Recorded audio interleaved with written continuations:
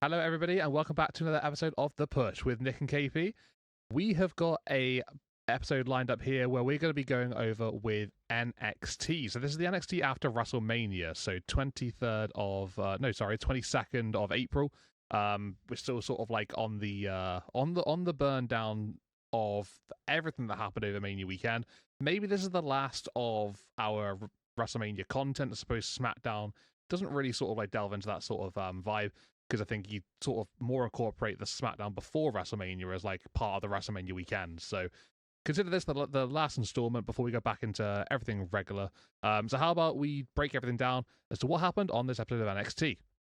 So post Stand and Deliver, we would have, first and foremost, we would have the women's tag team champions in the house, Liv Morgan and Raquel Rodriguez, after their win on Raw the night before, winning the women's tag team titles back.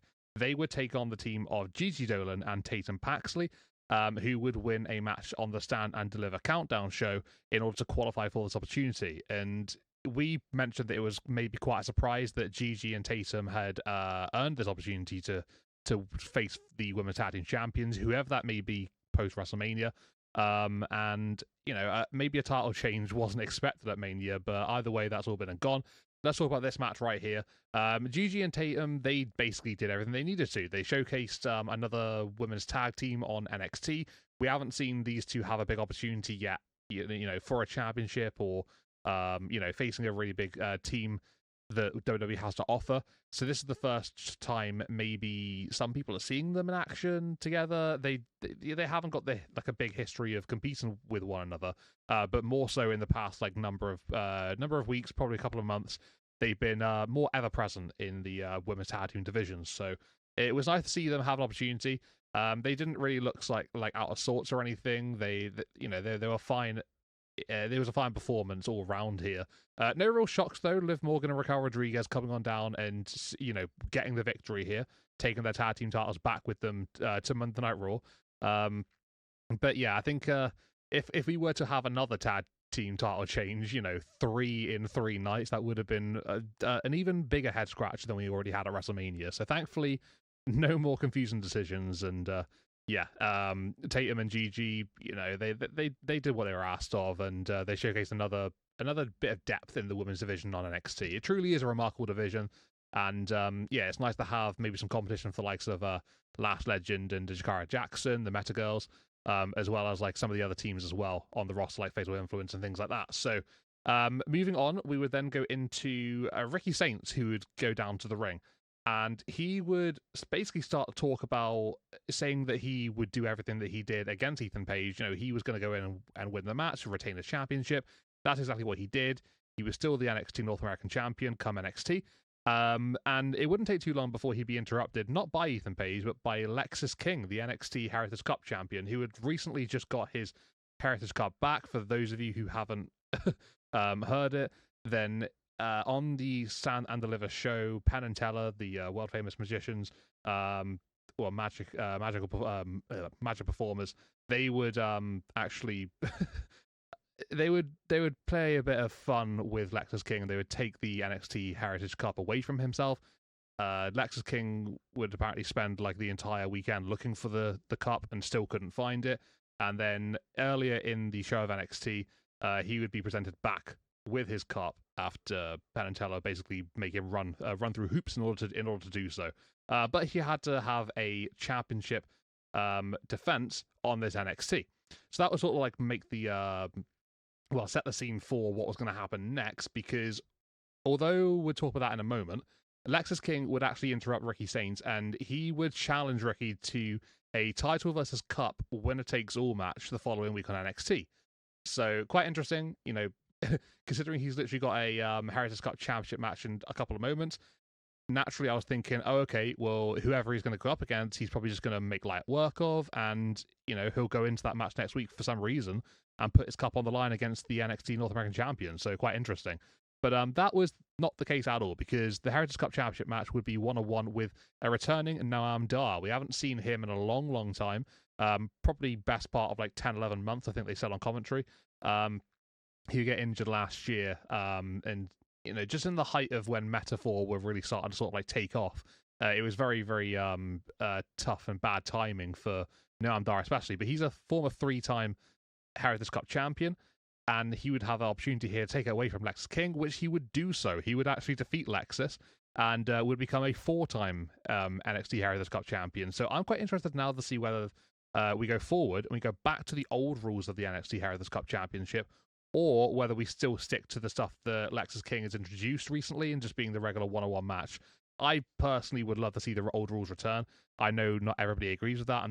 I don't think you're really one for the old rules, but I'd love to hear your thoughts about that maybe in a minute, perhaps. But yeah, it's great to see Noam Dar back. Really pleased to have him in NXT once again. And I suppose, back with the NXT Heritage Cup, which he has been such a proud owner of on a number of occasions now. Next matchup would feature Tia Hale going 1-on-1 with Fatal Influence's Fallon Henley. And this has been quite interesting because Tia Hale hasn't been back that long. She obviously would go on that Chase U hiatus. Recently returning to qualify for Stand and Deliver NXT Women's Championship ladder match, the North American Championship ladder match. And this is only really her third match since returning. So it's been a pretty busy week for Tia Hale, but it's straight back in, boom, boom, boom, a few matches, and she's already picking up victories as she did last week. And as she did on this episode of NXT against Fallon Henley, she would defeat her via submission with the Kimura lock. JC Jane would try to help out Fallon at one point during the match, but miscommunication would actually kick Fallon into the steel steps, weakening the arm down, allowing Tia Hale to take advantage and get the submission victory. So, a little bit of discourse between Fatal Influence. That seems to have been sort of like a little bit of a hint recently, and just seems to keep on going in that direction at the moment there, by the sounds of it. Then, following that one, we would have the NXT champion, Obafemi, come on down to the ring, and he would start to cut a promo, actually talking really highly about one of his challenges for the NXT championship at Stand and Deliver during that triple threat match with Trick Williams and Joel Evans. He would speak really highly of Javon, basically saying how he is the young OG, and he surprised him, and he put in a very good performance. He worked his ass off, and he's made possibly a believer of Obafemi, and I used believer, appropriately in this particular segment. Trick Williams would come on down shortly after Oba would start talking about him and actually talking trash about Trick Williams. So not particularly impressed by what he saw from Trick over the weekend at Stand and Deliver. But before Trick could really sort of like get anything going, we'd actually have Joe Hendry come on down, and he would interrupt Trick Williams. So Joe, having appeared at WrestleMania, going 1-on-1 with Randy Orton, that was quite the moment for him, quite the weekend. He clearly was still around in Vegas, and he thought he'd weigh in on an episode of NXT. Joe would basically call out Trick on how he's changed, and that he's particularly whiny now. Trick, not too happy with the words of Joe Hendry, would try and fight back. But actually, it would be Obafemi and Joe who would just simultaneously beat down Trick Williams and send him packing out the ring. It was quite the interesting angle they went down with here.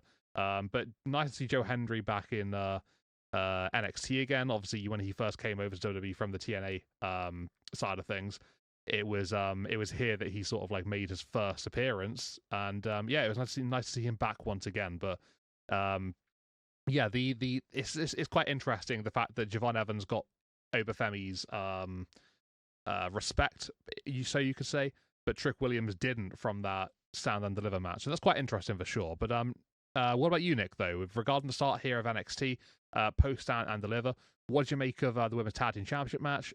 That NXT Heritage Cup match suddenly coming out to play, and we have a new champion in that respect, so that's quite interesting. Tia Hale's run of form ever since coming back has been pretty good. And what was it like to see Joe Hendry and maybe a little bit of respect and lack of respect from Obafemi towards his challenges at Stand and Deliver? Yeah, I'm going to double down on what I said over the weekend at Stand and Deliver. I feel like Gigi and Tatum had this very unique chemistry, and I feel like they could be a force to be reckoned with. And while they didn't win tonight, I think their time will certainly come, especially if they continue to be a tag team. I think I mentioned on Saturday. I think I personally think that Tatum is a little too big for this particular division, but I feel like she'd be better served as a single star. But while we're here, I feel like they have potential together, and could do some interesting things as a team. And yeah, honestly, I thought they looked great. I thought you kind of feel bad for Liv and Raquel. This is the third day in a row they've had to compete in a match, so um, I'm sure they're exhausted. Hopefully, they get some rest now. But yeah, they successfully retained there, and I think, as you kind of alluded to, I think that was the absolute right call. Yeah, Lexus King being Lexus King, counting his chicken before they hatched a little bit there. And Noam Dar coming back and returning and to win the Heritage Cup champion for the fourth time. Um, yeah, so you're right in that I had at one point said I don't care for the rules associated with it. I don't really, I don't know, it just didn't do it for me. But now, having seen Lexus King change it and basically treat it like any other title, I now appreciate, what's the saying? Once you don't appreciate something till it's gone. I now have a better appreciation for what the Heritage Cup originally, the rules that were associated with it. So I too am hopeful that they return to those rules now. Um, Thea Hale and Fallon Henley. Yeah, I did not see Fallon Henley losing that, and the friction between Fallon and JC. I feel like it's a little too soon to be doing that with that faction, but maybe they have a story to tell us there. I guess maybe they feel like maybe Fallon's too big for the faction. Maybe I'm quite sure that's probably your opinion, KP. But yeah, I guess Thea Hale getting some momentum here. As you kind of mentioned, she's been red hot since returning, and a segment later on in the evening could very well she could fall into that trap again. We'll have to wait and see how that goes. And then yeah, Trick. Props to Obafemi for wow. He was really hyping up Javon there. Um, Trick's still my favorite of the three. I don't know why, but he just has something about him that feels like he could do big things. Later on, we see him. The screen kind of go black, and he's kind of throwing a tantrum, and Ava asks him to leave. So interesting to see where that goes. And then of course Joe Hendry returning, going from WrestleMania to NXT after Mania. I'm not sure if we're gonna get a match between someone here, but anytime Joe Hendry's on NXT, I think we all win in that instance. But yeah, pretty fun first half. Some surprising results here, and yeah, excited to see where they take all this. Lots of good stories here. I think particularly with Fatal Attraction, or excuse me, Fatal Influence. Curious to see where they take that one, and if we do get a Joe Hendry Obafemi match, I think Oba threatened him specifically. Don't make the same mistake that Moose did, but I don't know. I'm hopeful that we'll get a Joe Hendry either with Trick or Oba. I think either of those matches could be a lot of fun. Yeah, I think either or is definitely a possibility right now. It did maybe seem like there were seeds planted for either Joe versus Trick or Joe versus Oba, or even both. So, yeah, I guess definitely eyes are on that segment for sure. But yeah, I don't know what's going on with Fatal Influence here. They seem to be sort of like definitely putting all eyes on perhaps them breaking up at some point, which is quite interesting because I don't think they're done yet. Like you said, I think they've still got stuff to do. So I guess we'll wait and see. Maybe this is a little bit of a swerve, and we can go from there. But speaking of going places, let's go into what happened next on NXT, and we would then have excuse me. Then we would then have a tag team match between Dark State and Miles Bourne and Javon Evans. So just a regular tag team match up here. Dark State obviously been involved in 3 versus 3s recently, so we're starting to work their numbers down a little bit more. Now just a 2-on-2. And yeah, there's opportunity for them to compete in a regular tag team match. And I mean, they did what they needed to do, to be fair. I thought Miles Bourne looked particularly impressive. He's, seeing him outside of tag team matches with the likes of the rest of No Quarter Catch crew was quite interesting. This seemed to be a very random combination. They sort of tried to make sense of on the night. But yeah, it was quite interesting for sure. But Miles Bourne does look impressive. I think he's quite the performer. people comparing to the likes of Randy Orton, from a very young age. And I guess with some of his Arsenal and his moveset, I can see why they sort of do that. Javon, obviously, he's a great kid. And he's very, very talented in his own rights, and he's going to go far in the business. I'm absolutely sure he will. Dark State, it's very early to keep it's very early to sort of try and hype them up so much at the moment because we haven't seen too much of them. But every time they seem to come into the action, they seem to get the job done. Obviously, they've got the numbers game in there with their advantage, and that would play a part in this matchup as well, as you would expect. But I think it's just another one of those situations where Dark State don't need to take a loss yet. This was a hashed sort of together team in Javon and Miles, and I don't think that would have been the right call to have them win over Dark State in this particular matchup. So yeah, no real shocks or surprises here, but almost seemed like perhaps a little bit of a filler segment. I don't know if that's maybe being a little bit harsh, but it was made a little bit of sense backstage with some of the guys taken into the action on Bloodsport. I'm not sure if you're too aware of all the shenanigans with that over the weekend, Nick. But no Quarter Catch crew members were involved in that, so that sort of like played the setup for this particular matchup. And Darkseid maybe looking down on Miles. So yeah, I mean, I don't really have too much else to say, but a win for Darkseid, you would expect that, and the other guys do look impressive as well. Then we would have our main event of NXT, and that would see Stephanie Vaquer put her Women's Championship on the line against Roxanneperez. And I think I mentioned this in the Raw podcast that we did. I didn't even know this match was taking place until like I heard about it being spoken about on Raw. So I think I missed something. I definitely missed something somewhere over the weekend. And I watched a lot of wrestling. Maybe I just I don't know, blanked out or something. I'm not too sure. But either way, Roxy against Steph, great sounding match on paper, and it was pretty good in the ring as well. I don't think it was one of either their best matches they ever had, but it was still a good matchup, and I enjoyed it. I wouldn't have expected Roxanneperez to have won the match because Stephanie Vaquer isn't a stride at the moment. She's getting attention from Monday Night Raw, obviously competing against Io Sky the night before over there, and Julia, Jada Parker, Jordan Grace, all involved in that Stand and Deliver contest, the Fatal 4-Way, where Stephanie Vaquer would come out victorious there. She's got loads of momentum, and it'd be strange to sort of like halt that and stop that here and now. And thankfully they didn't. They had Stephanie Vaquer defeat Roxanneperez, and perhaps now, I know we've said this, I don't know how many times, but that felt to me like Roxy has nothing else to do. She's gone out on a loss in the main event. She's competed for a championship that she hasn't won. It's almost as if like the baton's been passed type thing. And it's now Stephanie's turn to officially take over. So I personally think that Roxy, if she turns up on NXT again, and I know we've spoken about this, I don't know how many times now, she's ready for the main roster. Of course she is. We both said this many times, but this absolutely has to be it, right? I mean, if she turns up next week on NXT, then what are we doing? Why is she back again? So not taking anything from the match. It was a good contest between both women. But I think that now is the right time to officially move on, have Roxy at the main roster. Stephanie takes over completely. We had Julia come out at the very end of the matchup to have a little bit of a stare down with Stephanie Vaquer. We also had Jordan Grace, who's in the stands as well, sort of like staring down in her own right.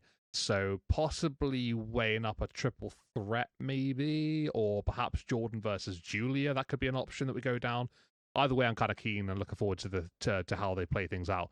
But what did you think about these two segments, Nick? The tag team match, the main event, Roxanneperez and her future. A lot of questions that we, need answers. Do you have any for us? Well, I don't know if I have the correct answers, but I'll share my opinions. But first, I kind of wanted to go over a couple of segments that we had in between these matches. First, the Stacks out in the desert with his car, and then he's joined by Cruzfino, and he's kind of questioning. First of all, Stacks tells him to stop talking, and then he asks, he asks him, "Do you know why I invited you out here?" And he seems to not know. And then all of a sudden, something hits him, and as he's about to react to it, it cuts off. So I thought that was interesting. On the Stand Deliver recap or reactions, I kind of thought that maybe they would split as opposed to everyone just going to the Don, and it feels like this kind of is planting that exact seed. So curious to see where they go with that.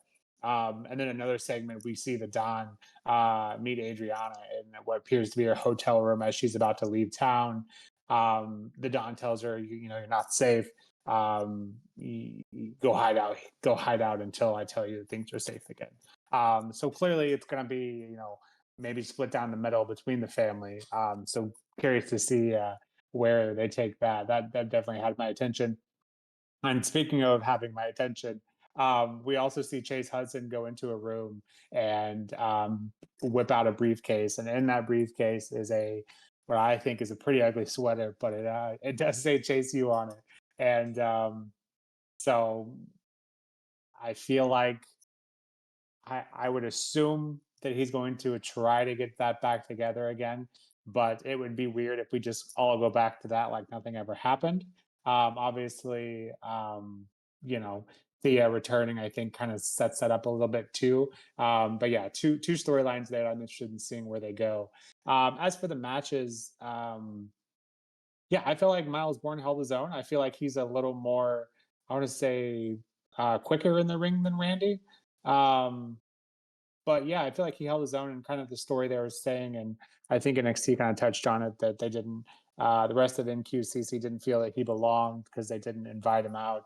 But yeah, I feel like he held his own here, and obviously Javon is Javon. He's a pretty consistent competitor. But for me, this match felt more about Dark State and their continued momentum, specifically Lennox and Osiris here. They both are, I think, absolute workhorses, and I think they are pretty impressive in the ring. Um, yeah, I'm not sure what else I can say because I'm a bit torn between that whole group. Obviously, I feel like we need to see them in the ring more to make an opinion. But on the other side of that same coin, it's to a point where I feel like they are more. I want to say like a Wyatt Six kind of thing, and what they were trying to do was they didn't wrestle a bunch; they were just always causing chaos, and I kind of felt like that's what I wanted to see from Dark State.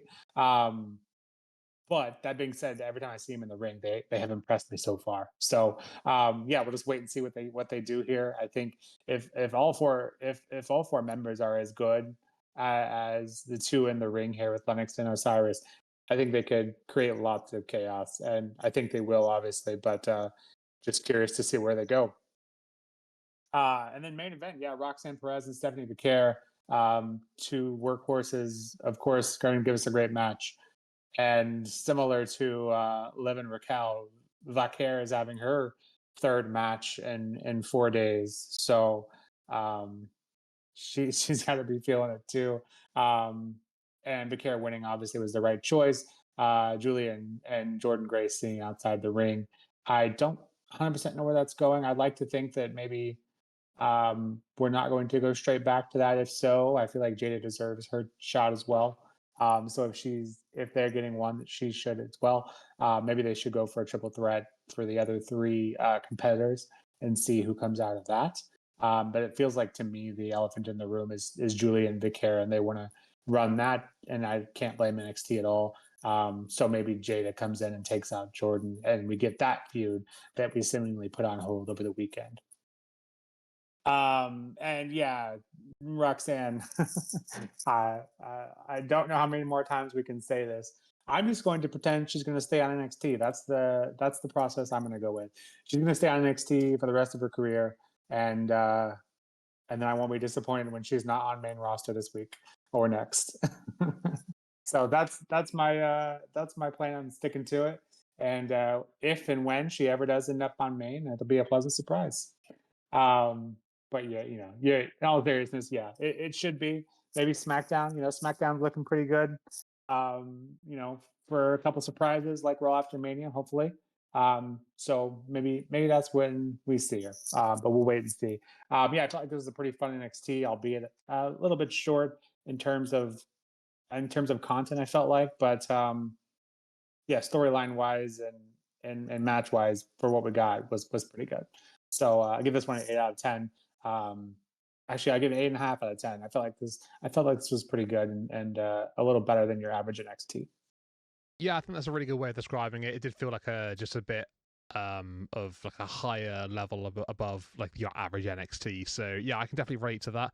SmackDown for Roxy would be a great suggestion. I think they maybe are a little bit light on the ground when it comes to top women over there. I think Raw maybe have a few more options. Not to say that they're exactly like loaded, but I think they do have a few more for sure. But I think Roxy would be right at home on main. Hopefully we do get that, but I guess not holding up too much hope considering this could have been done a long time ago, and she's still on NXT, so we'll see what happens. But yeah, definitely an improved NXT of recently. I think obviously we'll go back to the PC next week and back to regular televised programming for NXT. WrestleMania sort of like the burnout from that is done, and to see how the landscape sort of shapes going into the next few weeks. But yeah, definitely keen to see how that all plays out, and there are definitely some talking points that I think will be addressed and answered up probably, especially regarding that women's championship scene at the very end there. But yeah, I think when it comes to my overall rating for NXT, I'd probably give it an 8 out of 10 as well. Well, you said 8 and then changed it to 5. I think I'll stick it as an 8, and I think that's pretty fair to the show. It was a lot of fun, and I enjoyed it. But guys, thank you very much for tuning into the Push with Nick and KP. If you agree with anything that we said here, or maybe disagree, then let us know in the comments what your thoughts are. WrestleMania weekend done, so back over to the regular schedulized programming now. So have maybe a little bit of a rest and recharge those batteries before we just go back into the status quo. If you like what we're putting out here, please hit a like on the video, subscribe to our channel where we can get new content going out in the future, including those weekly televised reactions. So yeah, thanks everybody for tuning on in. This has been The Push with Nick and KP once again, and we'll see you all in the next one. Thank you very much, and goodbye.